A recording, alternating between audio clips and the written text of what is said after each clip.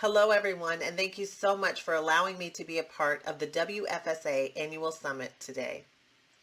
I'm thrilled and honored to be sharing the stage with other incredible change makers and to be in community with all of you, those who are working diligently on issues that matter for and with people who matter.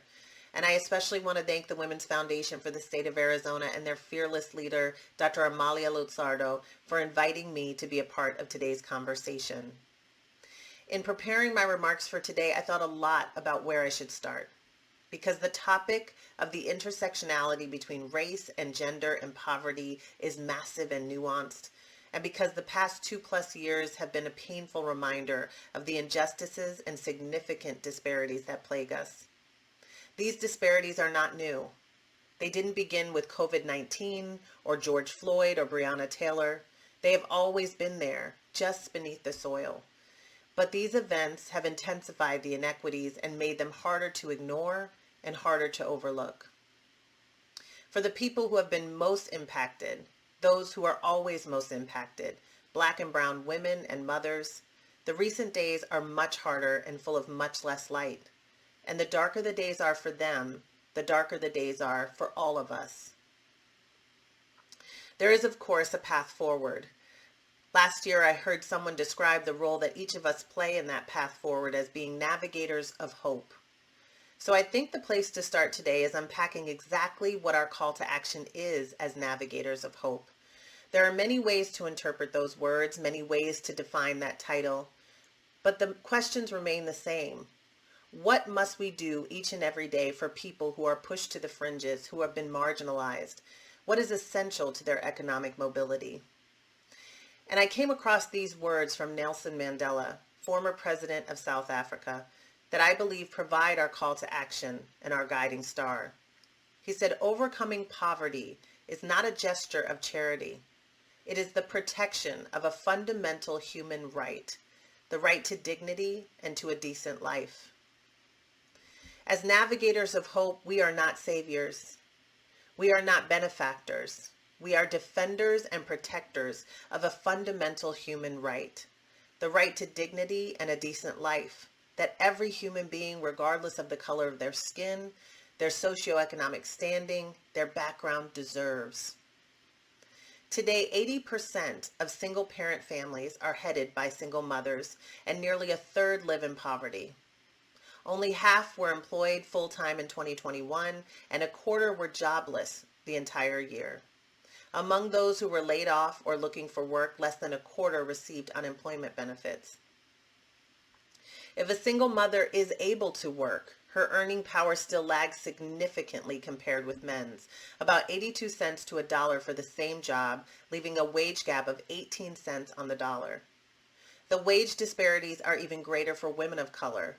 Black women earn only 64 cents, while Hispanic and Latinas are paid just 56 cents on the dollar. Among children living with their mothers only, 38.1% lived in poverty compared to only 7.5% of children in two-parent families. When it comes to education, the most powerful lever of economic mobility, only 1/3 of single mothers graduate with a college degree. I hear these statistics and I think back to Mandela's words. Overcoming poverty is not a gesture of charity. It is the protection of a fundamental human right, the right to dignity and a decent life. These numbers tell a story. They tell us that we have determined these women, these mothers, these families as being unworthy of this fundamental basic human right. I was 17 years old when I discovered my pregnancy during my senior year of high school. I was college bound. I had just been accepted into several different colleges. I was an honor roll student.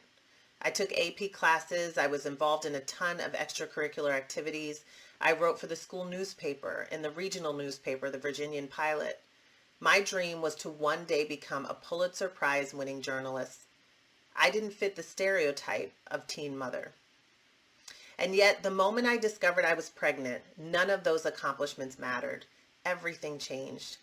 I want to read to you an excerpt from my book, Pregnant Girl, that I think really describes this moment. It was 3 o'clock in the afternoon, right after school. I paged my boyfriend and told him to meet me at my house. He had swung his Cadillac into my parents' driveway, NOS emanating from the gigantic subwoofers installed in his trunk. It was odd to be there together at this time of day. The house was quiet. The bright afternoon sunlight made patterns on the walls and on the furniture in the family room behind us. He stood next to me, smelling familiar. The shampoo he had used to wash his dreads that morning was still fragrant, and if I had dug my fingers into his scalp, I would probably felt his roots were still damp. The smell of Newports, and Black and Milds too, always on his breath and seeped into the fabric of his clothes. He was a mixture of sweet and bitter, endearing and repelling. I held the small white plastic square in my hands, and the two of us watched the pink line surface, light at first and then darker, like watching magic. Pregnant. A hot, fleshy, intense, aching feeling. That's what I felt. Like someone had shot me right where the baby was supposed to be. I exhaled slowly, letting my chest sit empty for a moment, almost as if I was punishing myself. I needed to feel the physical sting of what had just ripped through my heart, the painful clarity that I was now instantaneously different, inherently bad, other. I was one of those girls eroding the American family and American society and disappointing everyone who ever cared about me. It happened quickly and without question or hesitation. The transformation from good to bad, from right to wrong, from destined to greatness to destined for failure. The moment, even in its swiftness, sent a shockwave through me and defined me wholly and completely. Without knowing it, I was feeling the impact of a president's words and a country's fears. It was 1998, just 3 years after President Bill Clinton, in his State of the Union address, called teenage childbearing our most serious social problem. Not the peak of crime rates in the early 1990s, which had been on the rise since the Lyndon B. Johnson presidency. Not the crack cocaine epidemic of the mid-1980s. Not the mass incarceration that exploded under President Ronald Reagan, decimating families and disproportionately affecting communities of color. No, young mothers were the greatest threat to our country. Those two pink lines meant that I was now an enemy of the state. I assumed teen pregnancy was always an epidemic because from the time that I was aware of these kinds of things, it was. There was no beginning to it, no emergence. It was understood and accepted as a perpetual plague. I would later learn that, like all things, there was a beginning. Teen pregnancy wasn't on the public's radar until the 1950s and 1960s, when teen childbearing reached its highest rates. Then President Jimmy Carter and nearly every president after him identified it as a priority of their domestic agenda, but it was President Clinton's proclamation that seemed to hurl it into overdrive. It didn't matter that at the time teen pregnancy rates were drastically lower than 25 years earlier, nearly 50% lower. The national campaign to prevent teen and unplanned pregnancy was formed just 1 year after Clinton's State of the Union address. Poll after poll showed that Americans viewed teen pregnancy as a growing problem despite its overall decline. Money was poured into ineffective, fear-based teen pregnancy prevention campaigns that focused on shaming and stigmatizing young women. Few addressed the complexities of teen pregnancy, the issues that are often in place in a young person's life before a pregnancy, the negative assumptions about people of color that have pervaded our narrative and thinking on this issue, our own failures in working with families in poverty, or the basic premise that all young people should know that they matter regardless of their decisions. We don't value young parents. We don't tell them that they matter. We don't rally around them with supports and resources. We judge them, we punish them, we prescribe their destinies. We tell them that they will fail. That was true in 1998 when I found out that I was going to be a mom, and it's still true today. I felt the weight of these realities in that moment when the pink lines showed up. I felt undeserving of those college acceptance letters, and I doubted my ability to step foot on a college campus, not because I wasn't capable of earning a degree, but because there was no mechanism in place for me to succeed as a mother in college. And at the same time, I battled with the reality that education was my best chance at actually providing my daughter with a decent life. We know that a college degree isn't a magic wand, but it's definitely a game changer. This is the dilemma that I faced. It's the dilemma so many young mothers and single mothers have faced, and a dilemma they're facing right now. And this dilemma is the reason that less than 2% of teen mothers earn a degree before age 30. It's the reason the children of teen mothers are 10 times more likely to live in poverty. It's the reason that young single mothers have borne the brunt of the pandemic in their dual roles of breadwinner and caregiver. And they will continue to face this dilemma if we don't make changes. It's a dilemma that prevents too many mothers and fathers from even enrolling in college, and it prevents them from ever making it to the graduation stage. I knew what I needed for my family to thrive, but I also knew the odds were stacked against me. Still, somehow I began to envision myself as a college student, even as my belly continued to grow. So I began to take steps to enroll in college after I had my daughter. But this was a nearly impossible daily exercise because I was in a tumultuous relationship with her father. We were homeless for periods of time, sometimes sleeping in his car in our high school parking lot. And there were many days we went without eating anything. But the alternative to a college degree was enough to convince me that I had to at least try. College was now a means of survival. And I knew I had to do everything in my power to get there, no matter how far off it seemed. About 1 in 5 undergraduate students across the country are parenting, or 22%. When we look at the racial breakdown of those students, nearly half of all Black female undergraduate students are parenting, followed by 29% of American Indian, Alaska Native students, and roughly 1 in 5 Hispanic or Latinx students. And this doesn't include the millions of parenting students who have had to drop out because of the various hurdles to their success, including 71% of students who are single fathers. And the fact that student parents aren't completing at the same rates as other students isn't because of their cognitive abilities. In fact, on average, parenting students have higher GPAs than students without children. It's because of the systemic barriers to their success. In fact, those barriers make them 10 times less likely to earn a bachelor's degree within 5 years than students without children. For young parents, the statistics are even worse. Fewer than 2% of teen mothers earn a college degree before age 30. You heard that right, fewer than 2%. It costs Generation Hope, my organization, about $6,000 a year to help a young parent earn their degree.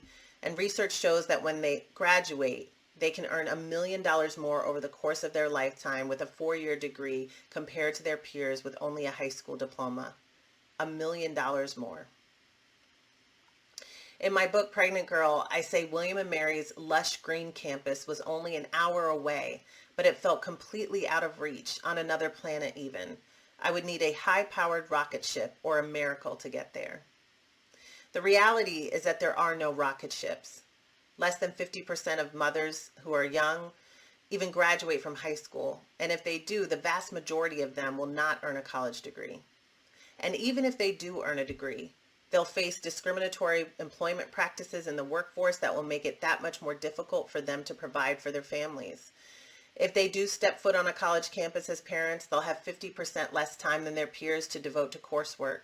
And they will have to navigate housing and food insecurity and the high costs of childcare, in addition to a higher ed system that wasn't designed for them to succeed. Because they're more likely to be Black, Hispanic, or Latinx, or Indigenous, they'll also have to overcome the legacy of racial oppression in this country that has fortified these obstacles to earning a post-secondary credential. Who sits at the center of the national student loan debt crisis? Who carries the highest amounts of student loan debt? Higher than any other student group?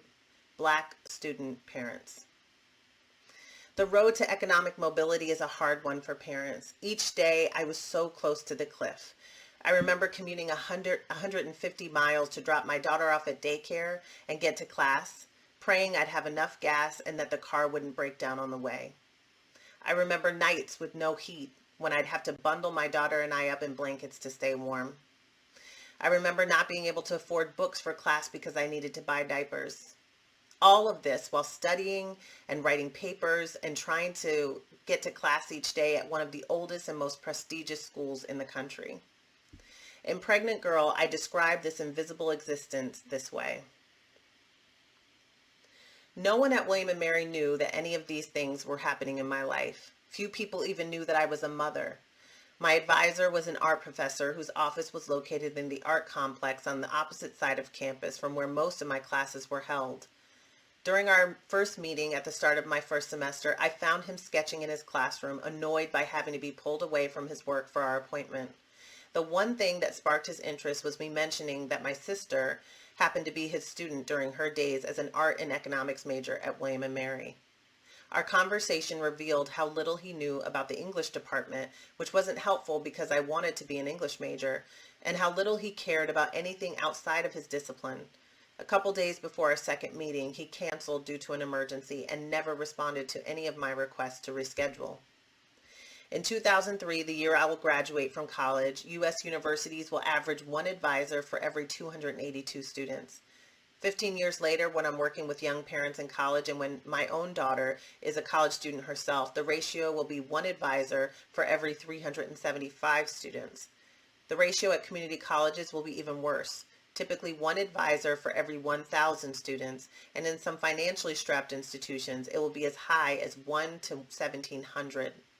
Most students won't earn a degree within 2 or 4 years due to a myriad of challenges, but strong academic counseling could serve as a lifeline, providing critical information, connections to resources, and emotional support, which might accelerate how quickly they're able to earn their degree.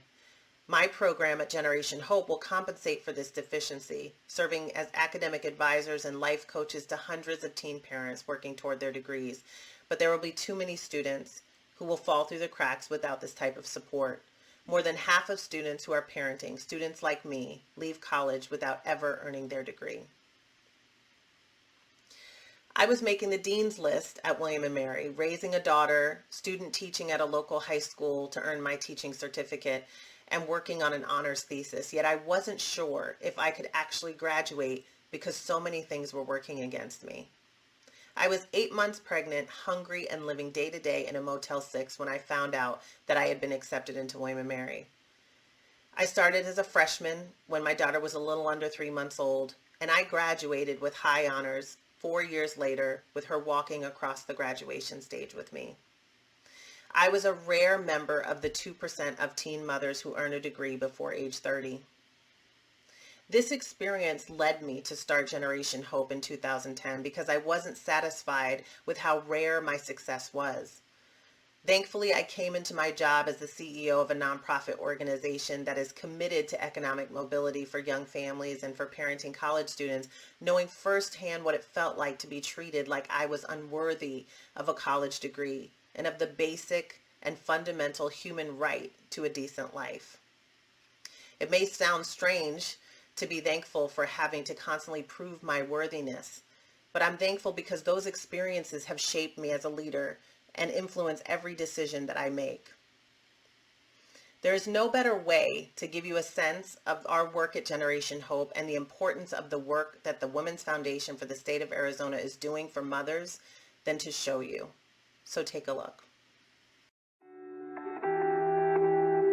I think there's a stigma around young parents everywhere, and there's a quote from a report that was put out by the United Nations on global adolescent pregnancy. What they found in doing their research was that teen pregnancy or adolescent pregnancy is often the result of a lack of choices. I happened to be 18 at the time that I had my daughter. Being a, younger parent, a single parent, a person who doesn't have a degree, who's not established in their career. We are with our students for up to 6 years, and you are involved in really almost every area of their life. And that could be helping you find quality childcare. It could be helping you to get out of that domestic violence situation. She looked out at the landscape and said, wait, no one's doing this. And that really surprised her. And she thought, well, if no one's doing this, I really should. Their goal is to break the cycle of poverty, and it's a 2-generation solution to poverty. Generation Hope came to me at a time where I needed them the most. I didn't know that. So after I was accepted into the program, my grandmother died. And she was the person who helped me with my daughter so I could go to school. So I didn't know where that help was going to come from. And I sat on withdrawing from school. And I met with Caroline and my mentor, Aisha, and she said, no. What students need is someone like Nicole and Nicole's team saying, no, here's a pathway around the wall. Here's how you leap over the wall. Here's how you go under the wall. I like to look at their kids' faces when they're walking across the stage, because that pride and that sense of like, my mom can do this and my mom can do anything, or recognizing that people's past don't define who they are now. Whether a parent is young or old or rich or poor, parents will do anything to help create a better life for their child. It's about our students. It's about their potential and their kids. Every day at Generation Hope, I get to do incredible work with inspiring students and families. We surround them with resources. We advocate for and with them. And most importantly, we get out of their way and we watch them shine. And the intentional wraparound support truly moves the needle. Our graduation rate is slightly higher than the graduation rate for all college students, whether they're parenting or not, 8 times the rate for single mothers and nearly double the rate for low-income students. The Women's Foundation for the State of Arizona is seeing similar success with their Pathways for Single Moms program, because the basic premise is that we are not benefactors, we are navigators of hope, providing the resources that these mothers deserve to realize their full potential. A couple of years ago, Generation Hope decided to expand our work to not only work directly with teen parents in college, but to also partner with colleges and universities to help them better serve parenting students. When I told people we were on a mission to transform higher education in this way, many of them said, higher ed is too difficult to change and too slow to change. My answer to them was, and still is, I've never seen a system that needs to change that's easy to change. It's going to take champions. It's going to take people like us, the people who make Arizona so special. We're the people who are going to need to drive the change, to innovate and to create, and sometimes to tear things down. We're all trying to figure out how to navigate our way out of COVID-19 as communities and as individuals. And it's a lot. It can be overwhelming to think about how to help mothers and children who were falling through the cracks well before March 2020. But I want to remind us of Mother Teresa's encouraging words. These are words that I go to when I feel the weight of all of it. She said, if you can't feed 100 people, then just feed one.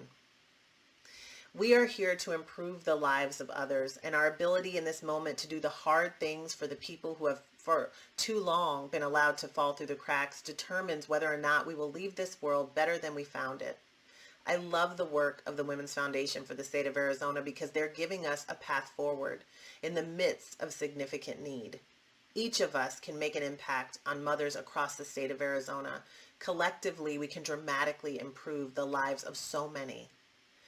Right now, we have the opportunity to reimagine our systems in ways that remove barriers for this population and fuels that rocket ship that I talked about. We can design supports in partnership with the people who are most impacted. We can do more than listen to them, although that's an important first step. We can also consider them experts in how to implement reforms.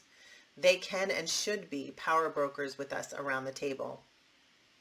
Last year, my oldest son started kindergarten, and one day during the first week of school, we were driving home from the bus, and I asked him what he did in school that day. He rolled his eyes, and he told me, the same thing we do every day. And I asked, what's that? And he said, with a very confused look on his face, we keep talking to this flag. For him, the Pledge of Allegiance didn't make any sense because he'd never done it before, and no one gave him a good reason for why he had to do it every day. For him, it was a strange daily ritual, whereas for me, someone who had spent my entire K-12 experience talking to the flag, I do it without question. Like my son, let's look at our norms with fresh eyes and with a new lens. When someone says we can't do something, let's ask why not. When someone says, well, it's always been done this way, let's ask if it has to be. Our ability to look at things with fresh eyes could be the difference between dinner on the table tonight for a family or a college degree in the hands of a mother. Before I go, I want to leave you with this excerpt from Pregnant Girl that describes my approach when founding Generation Hope, and I hope it inspires you in imagining your own role in creating a world that ensures everyone has the basic fundamental human right to a life of dignity and a life that brings them joy. What if we said yes instead of no? That was the guiding star in the design of our program. Yes to tuition assistance. Yes to helping you keep the heat on in the winter or fixing your car. Yes to having someone in your corner who believes in you. And let's make it multiple people. Yes to diapers and baby wipes and laptop computers for class. Yes to connecting with other young people who are going through the same thing as you, parenting, working, and going to school. Yes to having a champion when you're caught in a never-ending bureaucracy. And while we're at it, let's commit to never creating unnecessary barriers to our own supports. Yes to having someone to talk to, including a mental health professional. Yes to career connections. Yes, you are deserving. Yes, you are special. Yes, you are smart and full of potential. Yes, the world needs you. Yes to being loved and accepted and celebrated just as you are. I was unencumbered by restraints and norms. I didn't ask how much something would cost. I asked what the benefit would be if we made those investments. I didn't identify one issue and ignore the others. I tried to consider the totality of what I knew about being young and pregnant and try to solve for as many hindrances as possible. In addition to writing a check for tuition, we had to also address the isolation of being a pregnant girl or a teenage boy with a baby on the way. I didn't settle for surface solutions. I dug for the root causes. I tried to anticipate and offer services before a student had to ask for them. One less thing they'd have to think about in their busy days. I believe that if we remove barriers that teen parents face by providing targeted resources and designing an entire organization with their experience in mind, we would see success. I came to describe it as wanting to be a place that says yes when everyone else says no. My hope and my wish is for Arizona to be a place that says yes. Thank you for your time today.